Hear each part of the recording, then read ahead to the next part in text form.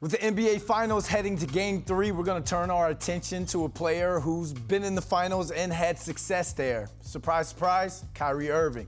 With so much drama surrounding the Nets superstar this season, Brooklyn fans are holding their breath to see if Kyrie will extend his stay. Joining us to discuss Kyrie is New York Post's Brian Lewis. Now, Brian, let's get straight into it because the Daily News put out a story claiming that Kyrie will opt out of his contract, but you have a source that contradicts that claim. Why do you think he's going to stay?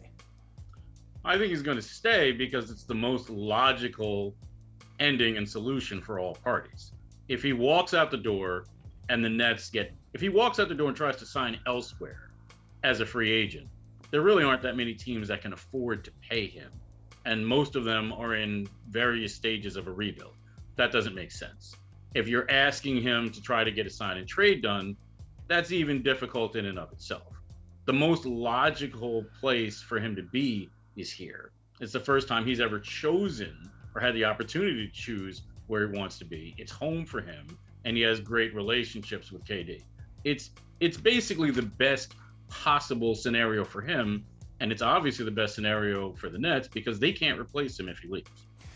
Let's talk about that relationship with KD, because that bond with KD, do you think that that is what could sway his decision? And he also has a great bond with the Nets front office and owner. So would these relationships be the reason why Kyrie stays in Brooklyn?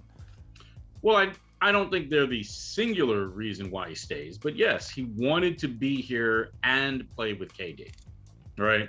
This is the only place where he's going to have that opportunity, realistically speaking. So I think it's not the only reason that he would stay. As I said, logically, this is the best place for him. I think the relationship with KD adds to that. And as he said himself, when he was asked about re-signing, doing an extension, he says, listen, I'm not leaving my man. And he said that in the wake of the season. He's not going to leave his man, but does the Nets re-sign him to a long-term contract? The people that I've talked to say that that's the most likely end game here. Now, long-term, that's subjective, right? I mean, he can sign a 5-year full max deal here. I don't know that that's the likeliest outcome, but I do think he will be here.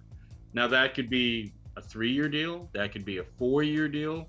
I think the key is the Nets are going to ask for certain protections in there. As an example, what they call unlikely bonuses in a contract. Right now, his contract has, I think, maybe $600,000 in so-called unlikely bonuses.